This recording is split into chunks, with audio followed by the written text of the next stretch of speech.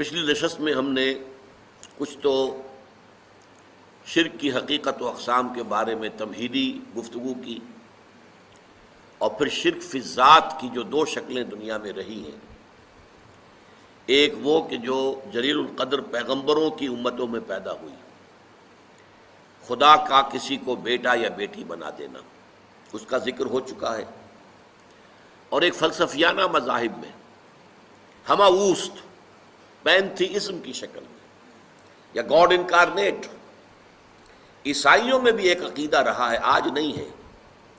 ایک تو وہ ہے تثلیث کہ ایک اللہ، ایک بیٹا حضرت عیسیٰ اور ایک روح القدس، لیکن ان کے ہاں یہ عقیدہ بھی رہا ہے کہ اللہ ہی ہے حضرت مسیح جو ہے، یعنی گاڈ انکارنیٹ کا تصور بھی ان کے ہاں رہا ہے۔ کرسچنز میں بہت سے مختلف جو ہے مختلف اوقات میں مختلف ادوار میں ان کے عقائد بدلتے رہے۔ بہرحال مجھے اس وقت جو کچھ عرض کرنا ہے وہ یہ ہے کہ اللہ تعالیٰ کا بڑا فضل و کرم ہے اس امت پر، امت محمد پر صلی اللہ علیہ وسلم، کہ یہ امت اس نوع کے شرک سے تاحال محفوظ ہے۔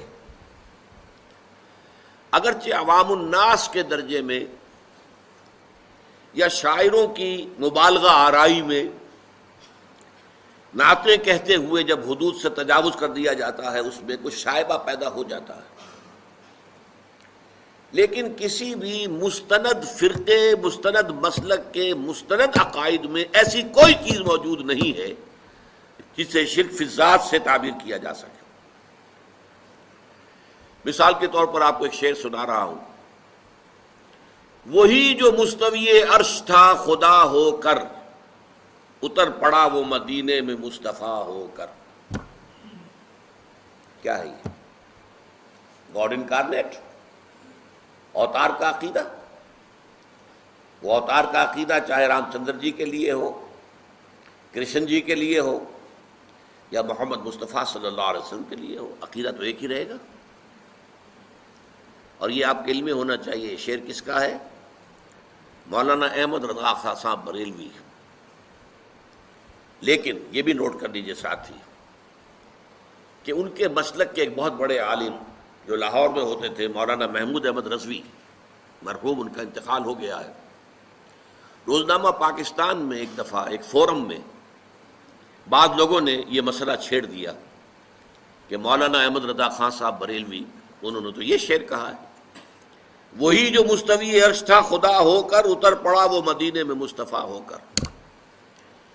تو مولانا محمود احمد رضوی صاحب نے فرمایا کہ اس پر ہمارا عقیدہ نہیں ہے، یہ ہمارے عقیدے میں شامل نہیں ہے۔ انہوں نے اعلان برات کیا۔ تو اصل میں یہ وہی شاعرانہ مبالغہ آمیزی ہے۔ قرآن مجید میں سورہ شعراء میں یہ بات کہی گئی ہے کہ شعراء جو ہیں وَالشُّعَرَاءُ يَتَّبِعُهُمُ الْغَاوُونَ أَلَمْ تَرَ أَنَّهُمْ فِي كُلِّ وَادٍ يَهِيمُونَ، وہ ہر وادی میں چکر لگاتے ہیں، خیالات میں دور سے دور نکل جائیں گے۔ مبالغہ آمیزی اگر نہ ہو تو پھر شعر کے اندر تاثیر نہیں ہوتی۔ اسی طریقے سے ایک شعر ہے، مدینے کی مسجد میں ممبر کے اوپر بغیر عین کا ایک عرب ہم نے دیکھا۔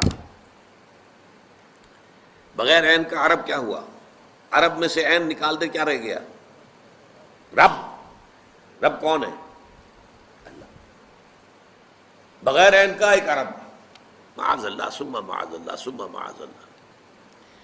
یا ایک اور لفظ ہمارے یہاں استعمال ہوتا ہے کہ وہم پیدا کرنے کے لیے، ایہام جس کو کہتے ہیں، احمد بے میم۔ احمد بے میم، احمد میں سے میم نکال دیں گے کیا بچے گا؟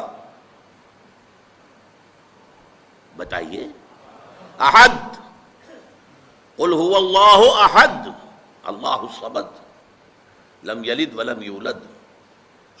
تو اس طرح کی باتیں شاعری میں، عوام میں، واعظوں میں، نعت گو لوگوں میں، یہ ان کے ہاں تو اس طرح کی چیزیں آپ کو مل جائیں گی، لیکن یہ کہ خدا کے فضل و کرم سے یہ امت تاحال اس سے بحیثیت مجموعی محفوظ ہے، اور کسی بھی مستند فرقے کے مستند عقائد میں ایسی کوئی شے موجود نہیں ہے کہ جسے شرک فی ذات قرار دیا جا سکے۔